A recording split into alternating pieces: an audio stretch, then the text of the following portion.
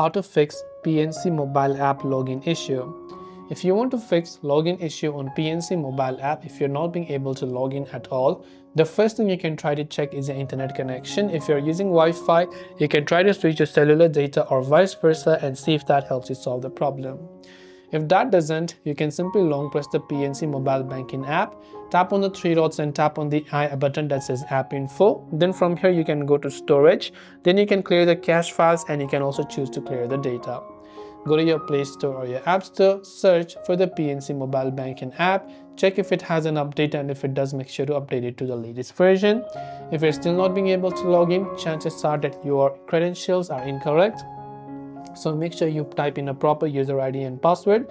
If you haven't enrolled for online banking or mobile banking, tap this enroll button here. If you forgot your user ID or password, tap on forgot user ID or password and follow the instructions to reset it.